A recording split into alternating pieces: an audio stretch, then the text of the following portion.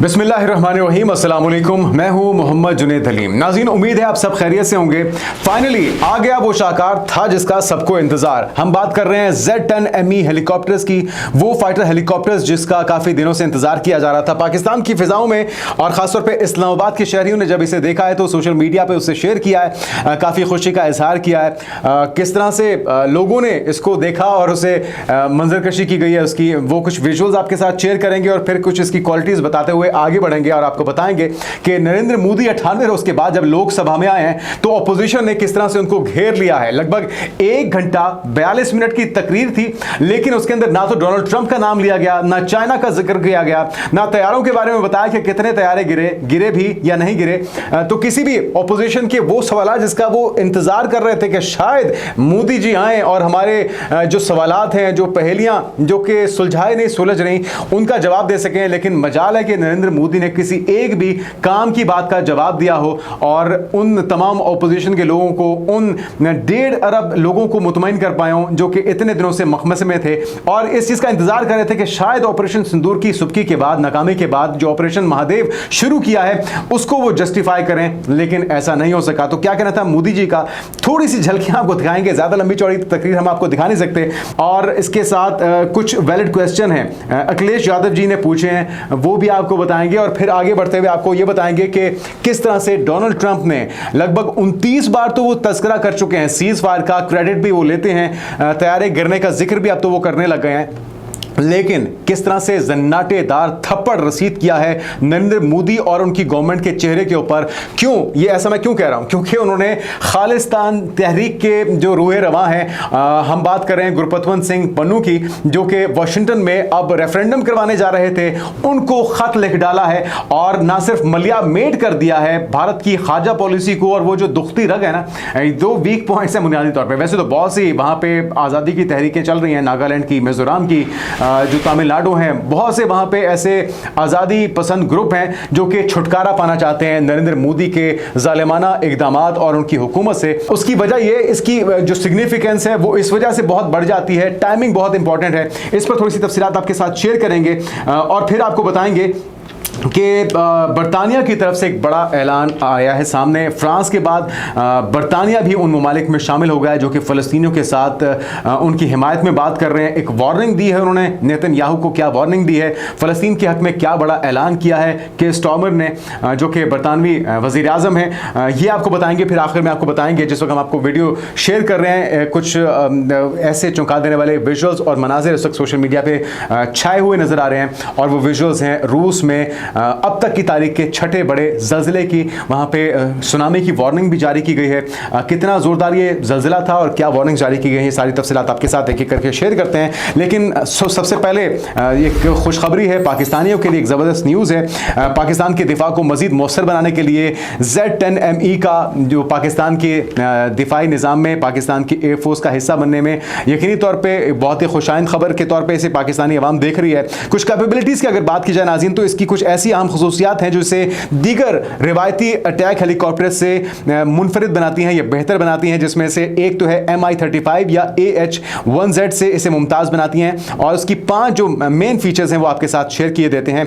एक तो है लो रेडार क्रॉस सेक्शन, यानी कि एडवांस स्टेल्थ फीचर है इसका। और Z-10 ME का डिज़ाइन खास तौर पर इस तरह तैयार किया गया है कि रेडार पर कम नजर आता है, इसे ट्रेस आउट करना, इसे पकड़ना इतना आसान नहीं है रेडार के जरिए। इसके अलावा एंगल्ड एयर फ्रेम और कंपोज मटेरियल्स जो हैं, IR सप्रेसर्स और एग्जॉस्ट श्राउड्स के जरिए ये हीट सिग्नेचर को कम करते हैं।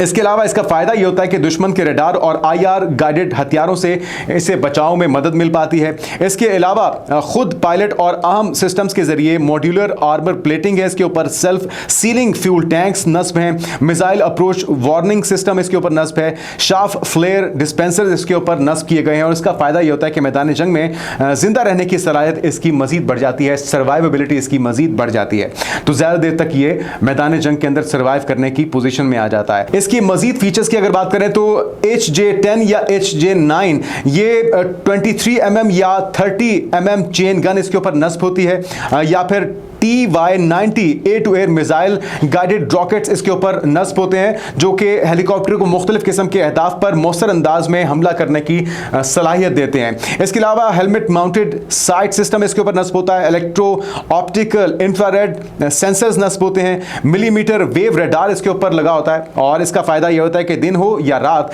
हर तरह के मौसम में मौसर अंदाज में टारगेट को लॉक करता है और उसे हिट करने की, उसे निशाना बनाने की सलाहियत भी रखता है। इसके अलावा हाई एल्टीट्यूड को खासतौर पर हॉट क्लाइमेट में या जो पहाड़ी इलाका है इसके ऊपर ये मौसर अंदाज में उड़ान भर सकता है और अपने जो टारगेट्स हैं उसे बेहतर अंदाज में निशाना बनाता है। खासतौर पर पाकिस्तान के जिस तरह के इलाके हैं, चाहे वो गिलगित बल्तिस्तान का इलाका हो, बलूचिस्तान का इलाका हो, अफगानिस्तान पाकिस्तान का बॉर्डर हो, कश्मीर और जो कश्मीर से मुल्का जो LOC का एरिया है, यहाँ पर खासतौर पे इसकी डिप्लॉयमेंट की जाएगी ताकि बॉर्डर एरियाज को मजीद महफूज बनाया जा सके, दुश्मन की दरअंदाजी से बचाया जा सके। तो पाकिस्तान के लिए एक बहुत ही स्मार्ट इंतखाब है। पाकिस्तान की फिजाओं के अंदर जब पाकिस्तान के शहरियों ने इसे देखा है तो खुशी का इजहार किया है, और इसकी जो वीडियोज़ हैं वहाँ देख भी रहे होंगे, मुख्तलिफ प्लेटफॉर्म से, मुख्तलिफ अकाउंट से ऐसे शेयर की गई है, और मुबारकबाद दी जा रही है अफवाज पाकिस्तान को, पाकिस्तान के महफूज फ़िज़ाओं को, और पाकिस्तान के जो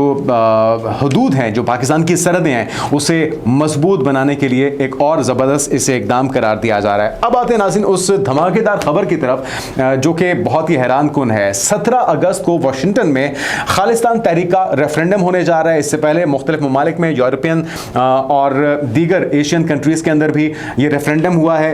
वक्त गुजरने के साथ साथ बहुत तकवीत पकड़ती जा रही है, बहुत मजबूत होती जा रही है ये तहरीक, और एक ऐसे वक्त में कि कनाडा के अंदर खालिस्तान तहरीक के एक अहम रहनुमा को टारगेट किया जाता है, कत्ल किया जाता है रॉ की जानिब से।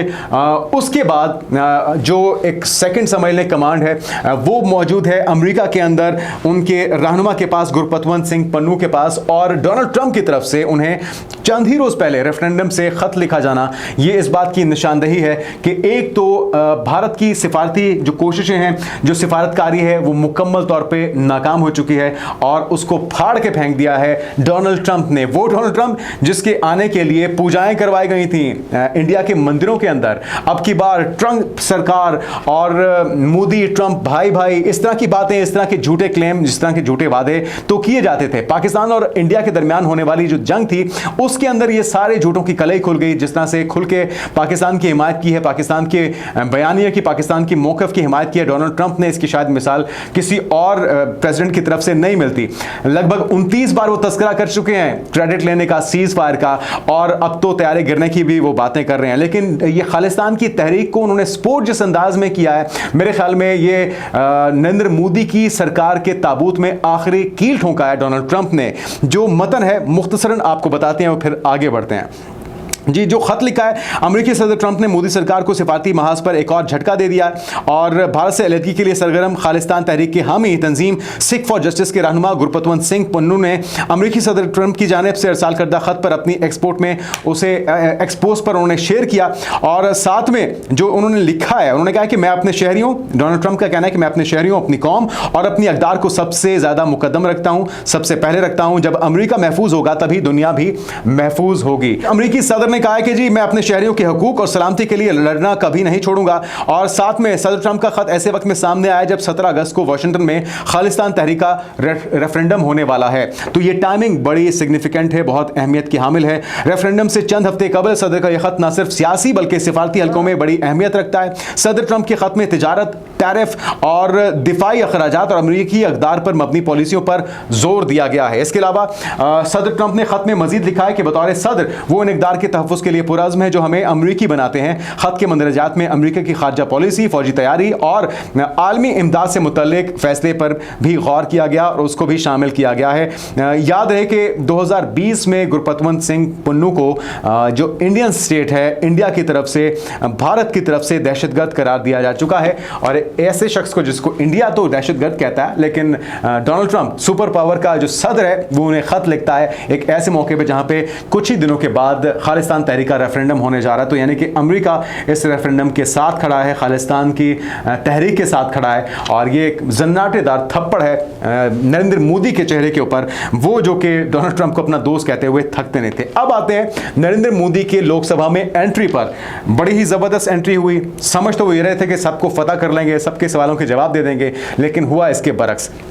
बिल्कुल वैसी ही एंट्री हुई है जिस तरह से वो दुनिया भर की मुख्तलिफ ममालिक में कर रहे हैं, अपने लोगों को खुद ही पैसे दे के वहाँ पे खड़ा करते हैं, उनसे इस्तकबाल करवाते हैं। लेकिन यहाँ पे ऐसा हो नहीं सका क्योंकि कांग्रेस है, जो अपोजिशन है, वो बहुत तपी हुई थी, बहुत गुस्से में थी और बहुत से सवालात कर रहे थे। राहुल गांधी की तरफ से बार बार उनसे कहा गया कि जी भाई नाम लीजिए डोनाल्ड ट्रंप का, अगर आप में हिम्मत है, अगर आप महात्मा गांधी की आधी भी अगर जुर्रत रखते हैं, हिम्मत रखते हैं, तो आपको डोनाल्ड ट्रंप का नाम लेना चाहिए कि जी झूठ बोल रहा है ये शख्स।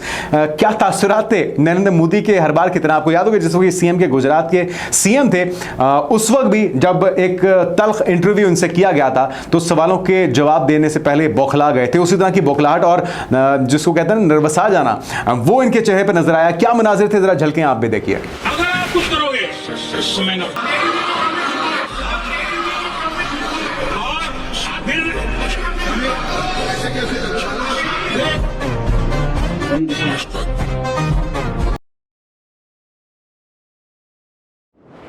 तो फाइनली मोदी जी को पानी पीना पड़ गया क्योंकि सख्त सवालात थे और उसका जवाब देने से वो कासिर रहे। जवाब थे ही नहीं, बन क्या पाते, तो वो किस तरह से उसका जवाब देते। तो वो कह रहे हैं कि जी आप सिर्फ इतना कह दीजिए कि डोनाल्ड ट्रंप ने झूठ बोला। झूठ बोलना तो दूर की बात, तो डोनाल्ड ट्रंप का नाम भी लेने के पोजीशन में नहीं थे। कहते हैं कि जी जिस वक्त 9 मई की रात ऑपरेशन हो रहा था, हमले हो रहे थे, डोनाल्ड ट्रंप का फोन आया, मैं सुन नहीं सका। तो बहुत से झूठ घड़े उन्होंने खुद से, लेकिन किसी भी चीज़ को वो साबित नहीं कर सके थे। यार कितने गिरे, कैसे गिरे, कुछ नहीं बताया। चाइना ने पाकिस्तान का साथ दिया, जिसको वो बार बार ढिंडोरा पीटते हैं उनके मुख्तलिफ ऑफिशियल्स, चाइना का नाम नहीं ले सके, बल्कि अब तो कवर अप करने की कोशिशें जा रही हैं। चाइनीज़ के लिए वीज़ा पॉलिसीज़ को नरम किया जा रहा है, टैरिफ्स को कम किया जा रहा है। तो ये वो सारे इकदाम हैं जो ग्राउंड में हो रहे हैं, लेकिन उसको बयान नहीं किया जाता। नरेंद्र मोदी भी उसे बयान नहीं कर सके। अच्छा, इस मौके पर प्रियंका गांधी ने भी कुछ सवाल पूछे हैं अपोजिशन की तरफ से। क्या कहना था प्रियंका गांधी का, सुनिए। जंगल में से निकलते हैं और शुभम को वहीं अपनी पत्नी के सामने मार डालते हैं। उसके बाद वे वहां से पूरी वैली में 1 घंटे के लिए लोगों को चुन चुन कर मारते हैं। किसी के पति को अपनी पत्नी के आंखों के सामने, किसी के पिता को अपने बेटे के सामने चुन चुन कर 26 लोगों को मार डालते हैं। शुभम की पत्नी घबराकर वहां से भागने की कोशिश करती है, अपनी जान बचाने के लिए जंगल की तरफ दौड़ती है। वहां पता चलता है कि तमाम लोग जंगल की तरफ दौड़े हैं और अपनी जान बचाने की कोशिश कर रहे हैं। कोई अपने बेटे का हाथ पकड़ के पहाड़ों पर घसीटता हुआ जा रहा है, कोई कश्मीरी घोड़े वालों और गाइडों की मदद लेते हुए चले जा रहा है। कोई रास्ता नहीं है, कोई तरीका नहीं है, लेकिन किसी न किसी तरह से शुभम की पत्नी के शब्दों में किसी ऐसी शक्ति ने हमको बचा कर रखा कि हमें किसी न किसी तरह से हम अकेले नीचे पहुंचे। और मैं उनके लफ्ज पढ़ना चाहती हूँ, क्योंकि उन्होंने कहा कि इस पूरे समय जब 1 घंटे के लिए चुन चुन कर भारतीय नागरिकों को मारा जा रहा था, इस पूरे समय उसे एक सुरक्षाकर्मी नहीं दिखा, एक सैनिक नहीं दिखा। शुभम की पत्नी ने कहा, कोट, मैंने अपनी दुनिया को खत्म होते हुए देखा, अपनी आंखों के सामने एक सिक्योरिटी गार्ड नहीं था। मैं ये कह सकती हूँ कि देश ने, सरकार ने हमें वहां पे अनाथ छोड़ दिया। अच्छा, जो सवालात उन्होंने पूछे हैं वो बड़े वैलिड हैं। वो कहते हैं पहलगाम वाकया, प्रियंका गांधी ने भारतीय फौज पर सवालात उठा दिए। उन्होंने कहा कि जब पहलगाम में लोगों को मारा जा रहा था तो किसी फौजी को कोई होश नहीं आया, कोई फौजी वहां पर मौजूद क्यों नहीं था, सिक्योरिटी फोर्सेस क्या कर रही थी, कहां पर थी। तो कोई अपनी मदद, कोई जो वहां पर लोग थे जो मुतासरीन थे, वो अपनी मदद आपके तहत नीचे आए हैं, उन्हें सिक्योरिटी फोर्सेज या रेस्क्यू करने के लिए कोई वहां पर मौजूद क्यों नहीं था। तो किसी ने घोड़ों की मदद ली, किसी ने खुद अपनी जान बचाई। तो सिक्योरिटी फोर्सेस कहां पर थी, क्यों बेयारो मददगार वहां पे छोड़ दिया गया। यही सवालात हमारे भी हैं कि दहशतगर्द पहुंचे कैसे, पहुंच गए तो फिर सिक्योरिटी फोर्सेस क्यों नहीं पहुंची, इतने नाकों को क्रॉस करते हुए पाकिस्तान से दहशतगर्द कैसे पहुंच गए। और ये वाकया हो गया तो उसके बाद इतने घंटों के बाद आखिर उन्हें मदद देने के लिए भी आखिर वहां पे सिक्योरिटी फोर्सेस क्यों नहीं थी, ये सवाल है। इसके अलावा अखिलेश यादव साहब वो क्या कहते हैं वो भी सुन लीजिए। ऐसा भी लगा हम लोगों को, क्योंकि अध्यक्ष महोदय जब हम बड़े बड़े राष्ट्रीय चैनलों को देखते हैं तो उन चैनलों से ये लग रहा था कि कराची हमारा हो गया है, लाहौर हमारा हो गया है।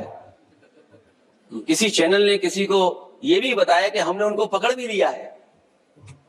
जो कमेंट्री, जो विजुअल्स थे, वो ऐसा लग रहा था कि अध्यक्ष महोदय अब पीओके हमारा हो जाएगा।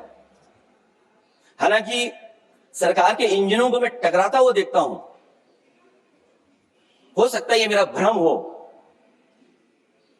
लेकिन पीओके के मामले में सभी इंजन हमें एक दिखाई देते हैं। और जहां पीओके पे पहुंचने तक की बात थी, कुछ लोग तो पीओके पर ये कह रहे थे कि हमारा कब्जा हो जाएगा, 6 महीने का केवल हमें मौका मिल जाए।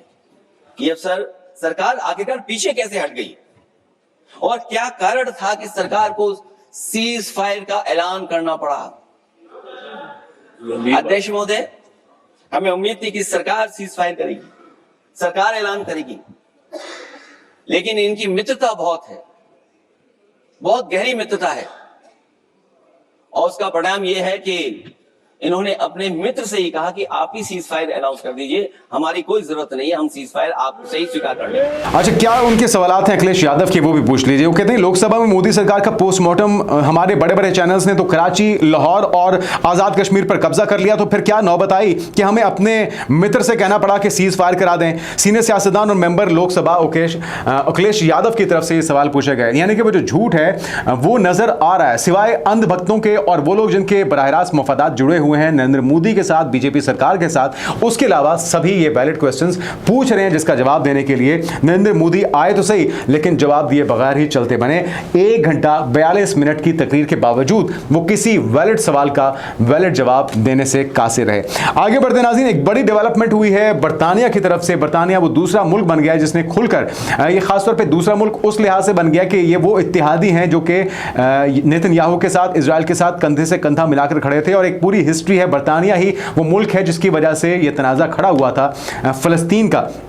तो आज अगर वो नेतन्याहू को, इजराइल को अकेला खड़ा करके फलस्तीन के हक में बात कर रहे हैं तो इसकी अहमियत बहुत ज़्यादा बढ़ जाती है। उन्होंने वार्निंग दी है सितंबर तक की कि अगर सितंबर तक ये सीज फायर नहीं होता, इमदाद नहीं पहुंचाई जाती और वहाँ पे जो नस्लकुशी हो रही है, जेनोसाइड हो रहा है, उसको रोका नहीं जाता, तो फिर फ़लस्तीन को आज़ाद खुद मुख्तार रियासत करने जा रहा है। बरतानिया भी फ्रांस के बाद ये बड़ा ऐलान सामने आ चुका है। जो खबर सामने आई है वो आपके साथ शेयर किए देते हैं। गजा की सूरत-ए-हाल न बदली तो फलस्तीन को रियासत तस्लीम कर लिया जाएगा। बरतानवी वज़ीर-ए-आज़म का मशरूत ऐलान सामने आया है, जिसमें के स्टॉमर ने काबीना के हंगामी इजलास के बाद गुफ्तगू करते हुए कहा कि गजा की सूरत-ए-हाल ना बदली तो बरतानिया सितंबर में फलस्तीन को रियासत तस्लीम कर लेगा। और साथ में उन्होंने कहा कि इसराइल ने गजा जंगबंदी, मगरबी किनारे पर तसल्लुत ना करने का ऐलान और 2 रियासती हल पर रजामंदी ना दी तो फलस्तीनी रियासत को तस्लीम कर लेंगे। साथ में उन्होंने कहा कि सितंबर में अक़वाम मुत्तहिदा जनरल असम्बली इजलास से पहले फलस्तीनी रियासत को मशरूत तौर पर तस्लीम किया जाएगा।